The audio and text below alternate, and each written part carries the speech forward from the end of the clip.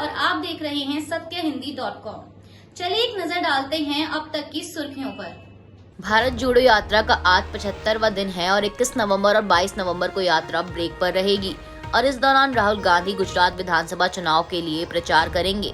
बता दें, कल रविवार को महाराष्ट्र में यात्रा का आखिरी दिन था, जिसके बाद आज सोमवार और कल मंगलवार यानी 2 दिन के ब्रेक के बाद अब बुधवार से यात्रा मध्य प्रदेश से फिर से शुरू की जाएगी। इस बीच कांग्रेस महासचिव प्रियंका गांधी वाड्रा अगले हफ्ते मध्य प्रदेश में भारत जोड़ो यात्रा में शामिल होंगी। गुजरात में हुए मोरबी पुल हादसा मामले को लेकर आज सोमवार को सुप्रीम कोर्ट में सुनवाई होगी।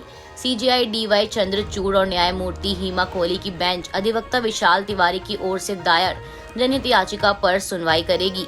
याचिका में कहा गया है कि यह हादसा अधिकारियों की लापरवाही और घोर विफलता को दर्शाता है। अधिवक्ता विशाल तिवारी ने 1 नवंबर को इस मामले को तत्काल सूचीबद्ध करने का आग्रह किया था। इस पर शीर्ष अदालत ने कहा था कि वह इस मामले पर जल्द ही सुनवाई करेगी। गौरतलब है कि गुजरात के मोरबी शहर में 30 अक्टूबर को मच्छू नदी पर ब्रिटिश काल का केबल पुल टूटने की घटना में कुल 134 लोगों की मौत हो गई थी। अधिवक्ता विशाल तिवारी ने अपनी याचिका में कहा, पिछले 1 दशक से हमारे देश में कई घटनाएं हुई हैं, जिनमें कुप्रबंधन, ड्यूटी में चूक और रखरखाव की लापरवाही के कारण भारी जनहानि के मामले सामने आए हैं, जिन्हें टाला जा सकता था। अब इस मामले में पुल ढहने की घटना की जांच के लिए न्यायिक आयोग के गठन की मांग वाली याचिका पर आज 21 नवंबर को कोर्ट सुनवाई करेगा। केंद्र सरकार आज 21 नवंबर को बजट की तैयारी शुरू करने जा रही है। आज होने वाली इस बैठक में वित्त मंत्री निर्मला सीतारमण के साथ कई अहम ग्रुप के सदस्य शामिल होंगे, जिनके साथ वित्त मंत्री अलग अलग बैठक भी करेंगी। सोमवार को वह 2 समूहों में बुनियादी ढांचे और जलवायु परिवर्तन पर उद्योग के कप्तानों और विशेषज्ञों के साथ परामर्श करेंगी। वहीं 22 नवंबर को सीतारमण कृषि और कृषि प्रसंस्करण क्षेत्रों के प्रतिनिधियों से मुलाकात करेंगी। बाद में उसी दिन वह पूंजी बाजार और वित्तीय क्षेत्रों के प्रतिनिधियों से भी मुलाकात करेंगी। इसके अलावा केंद्रीय बजट 2023-24 के लिए क्षेत्रीय मुद्दों पर चर्चा करने के लिए सेवा, व्यापार और सामाजिक क्षेत्रों के प्रतिनिधि 24 नवंबर को उनसे मिलेंगे और 28 नवंबर को सीतारमण ट्रेड यूनियनों और श्रमिक संगठनों के प्रतिनिधियों के साथ साथ अर्थशास्त्रियों से भी मुलाकात करेंगी। वहीं 1 फरवरी 2023 को वित्त मंत्री द्वारा 2023-24 का बजट पेश करने की संभावना है। कांग्रेस नेता राहुल गांधी के नेतृत्व में पार्टी की भारत जोड़ो यात्रा का कल रविवार को महाराष्ट्र में आखिरी दिन था और इस दौरान राहुल गांधी ने महाराष्ट्र के बुल्ढाना जिले के जलगांव जामोद में आदिवासी महिला कार्यकर्ता सम्मेलन को संबोधित किया और संबोधन के दौरान उन्होंने यहां केंद्र की भाजपा सरकार पर आदिवासियों को सशक्त बनाने के लिए संयुक्त प्रगतिशील गठबंधन द्वारा बनाए गए कानूनों को कमजोर करने का आरोप लगाया। उन्होंने कहा कि जब उनकी पार्टी दोबारा सत्ता में वापसी करेगी तो इन कानूनों को फिर से मजबूत किया जाएगा। उन्होंने कहा कि उनकी दादी पूर्व प्रधानमंत्री इंदिरा गांधी कहा करती थीं कि आदिवासी देश के पहले मालिक हैं। अगर आप आदिवासियों की संस्कृति और इतिहास को नहीं समझेंगे तो देश को समझ नहीं पाएंगे। उन्हें भी अन्य नागरिकों की तरह समान अधिकार प्राप्त हैं। मोदी सरकार पर आरोप लगाते हुए राहुल गांधी ने आगे कहा कि मोदी सरकार पंचायत अधिनियम, वन अधिकार अधिनियम, भूमि अधिकार, पंचायत राज अधिनियम और स्थानीय निकायों में महिलाओं के लिए आरक्षण जैसे कानूनों को कमजोर कर रही है। पीएम मोदी आदिवासियों को वनवासी कहते हैं, लेकिन आदिवासी और वनवासी शब्दों के अर्थ अलग अलग हैं। वनवासी का मतलब होता है कि आप केवल जंगलों में रह सकते हैं, शहरों में नहीं। आप डॉक्टर और इंजीनियर नहीं बन सकते और हवाई जहाज से यात्रा नहीं कर सकते। इस दौरान कांग्रेस नेता ने यह भी आरोप लगाया कि प्रधानमंत्री आदिवासियों की जमीन छीनकर अपने दोस्तों को देना चाहते हैं। गुजरात में रविवार को दिल्ली के मुख्यमंत्री अरविंद केजरीवाल के पंचमहल जिले के हलौल में चल रहे एक रोड शो के दौरान कुछ लोगों के ग्रुप ने प्रधानमंत्री नरेंद्र मोदी के समर्थन में नारेबाजी की।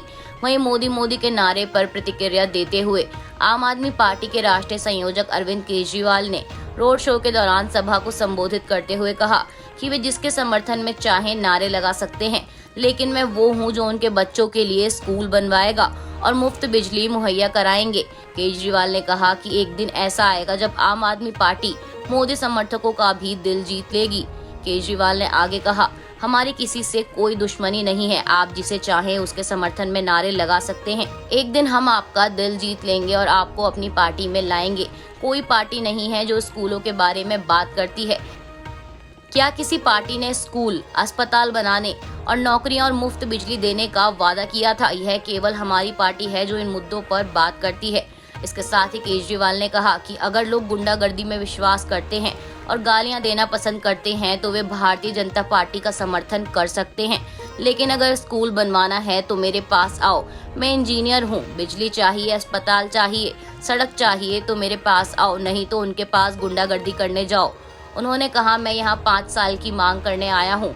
आपने उन्हें 27 साल दिए, मुझे 5 साल दीजिए। अगर मैं नहीं दे पाया तो मैं आपके पास फिर कभी नहीं आऊँगा। बता दें, आम आदमी पार्टी अगले महीने होने वाले विधानसभा चुनाव में पहली बार गुजरात की सभी 182 सीटों पर चुनाव लड़ रही है। गुजरात विधानसभा चुनाव से पहले प्रधानमंत्री नरेंद्र मोदी 3 दिन के गुजरात दौरे पर हैं। इस दौरान पीएम मोदी ने बोटाद में जनसभा को संबोधित करते हुए कहा कि यह चुनाव सिर्फ अगले 5 साल के लिए नहीं है, बल्कि यह निर्धारित करेगा कि गुजरात 25 साल बाद कैसा दिखेगा। बोटाद से नाता जनसंघ के जमाने का है।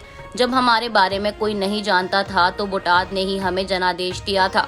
बोटाद की जनता हमेशा हमारे साथ रही है।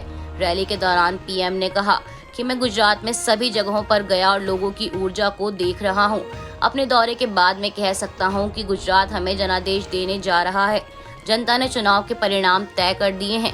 उन्होंने आगे कहा कि बीजेपी ही एक ऐसी पार्टी है जिसने सभी राजनीतिक दलों को सिर्फ विकास की बात करने पर मजबूर कर दिया है, अन्यथा सभी पार्टियां पहले जाति के बारे में बात करती थीं।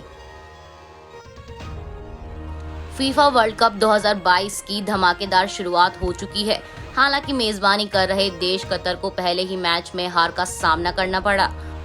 बता दें, कतर को फीफा वर्ल्ड कप के ओपनिंग मैच में इक्वाडोर ने 2-0 से मात दी है। ग्रुप ए के इस मुकाबले में इक्वाडोर की टीम ने पहले हाफ से ही कतर पर जमकर हमले किए। इक्वाडोर की टीम ने इस मैच में अपनी जीत पहले ही हाफ में लगभग पक्की कर ली थी। बता दें, वर्ल्ड कप के 92 साल के इतिहास में ये पहला मौका है जब कोई मेजबान देश पहले ही मुकाबले में हारा हो। आज के लिए बस इतना ही। बाकी की खबरों के लिए बने रहिए सत्यहिंदी.com के साथ।